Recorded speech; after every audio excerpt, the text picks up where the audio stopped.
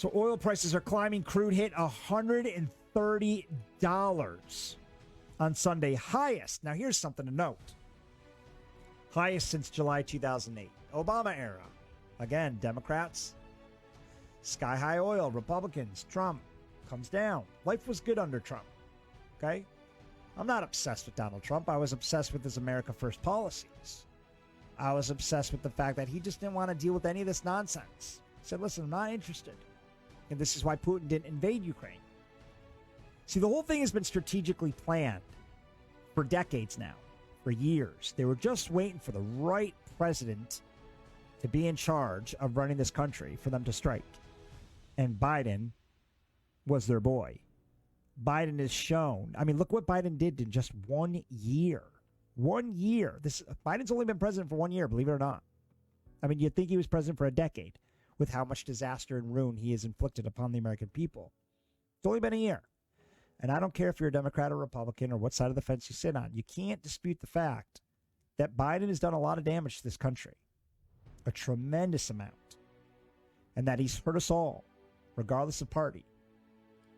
Which is why the Democrats are now scrambling to take the masks off. Which is why they're scrambling to I mean, look at New York City. They've vacated the vaccine passport. All of a sudden, just like that, gone? What happened?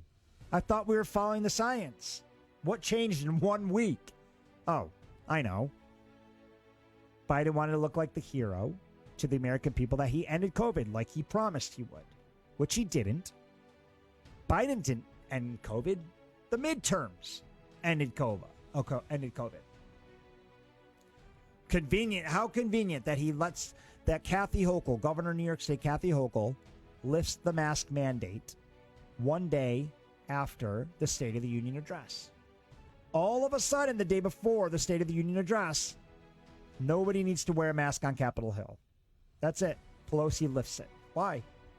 A week ago, we were all scared shitless. Just 3 weeks ago, you were sending out test kits to millions of Americans, which you couldn't even keep up with. And that was as much of a disastrous failure as the distribution of vaccine was in the beginning. See, they've done nothing right. They've done nothing right. So the midterms are coming up, and they're all scrambling now. And they're all scrambling, and Biden's trying to think of how. I don't think they're going to pull. I don't think they're going to recover from this one. I think this is the nail in the coffin for the Democrats. Their mismanagement of COVID, their mismanagement of the Ukraine-Russia crisis, their constant threats but followed with no action. Biden keeps talking about what's with all the talking. He keeps talking about cutting Russia off from oil. Just do it then. Do it. Cut them off. Why do we talk about it? The S&P Dow Jones is talking about removing Russia stocks from the indices. Just do it. Why are we talking? The only thing that we actually do don't really mean much. Sanctions. What sanctions actually? What sanctions does Putin care about? Critics are now slamming Biden by pointing to current events as evidence that energy independence is essential.